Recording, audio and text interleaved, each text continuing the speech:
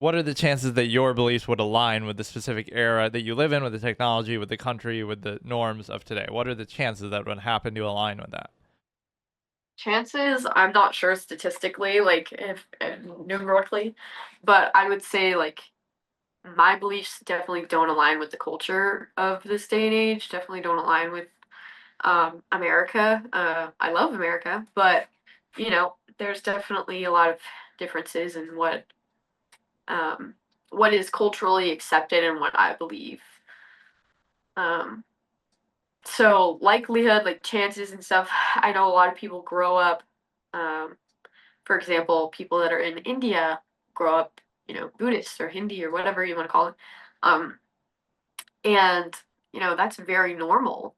And then once they leave their country, they still have all those traditions, but they're open to other things. And I think that's really interesting. So I would say that people do kind of inherit what they're around, but they still have the freedom of choice and the freedom to know God.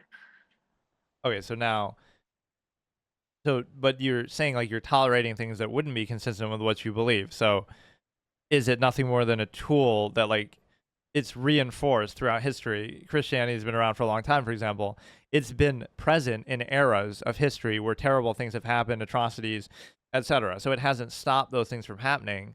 And even people who believe them in those societies, they still go along with it, or So they tolerate it, they allow it. So at what point do you is it just a tool of reinforcement for any era regardless of what is happening? I don't think I understand the question. Sorry. Like every atrocity that's happened in history, Christians have been around and living in those societies, at least some number of them. So it doesn't stop those things from happening. Yeah. So Where's the is it a question? tool to reinforce it? So in other words, Christianity is a tool that'll sit by and let atrocities happen.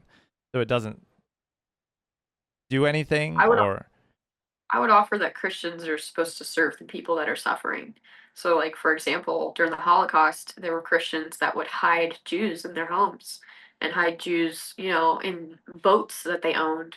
And there's books about it, actually, multiple, that I had to read in high school. And it was just like, wow, they risked their lives and even lied to protect these people, even though those people didn't technically believe in Jesus. but like would there be a point, basically what I'm saying is, where Christians just don't be a part of society, don't even just leave society because it just doesn't align? When would that ever happen?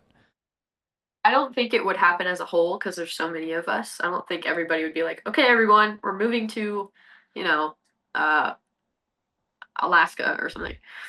But I do think there are people that move intentionally to be around more Christian culture and more Christian people. So like I know people from the north that have moved to the south just for, you know, the culture or whatever. But I don't see myself ever moving to be around more Christian people because I feel like for me, I want to talk to non-believers and tell them more about my Lord.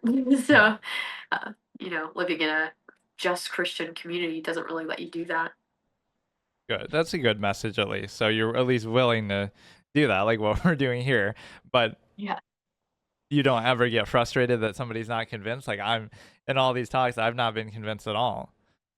No, I don't get frustrated. I think you ask good questions, and I think you're getting there. I hope you are at least.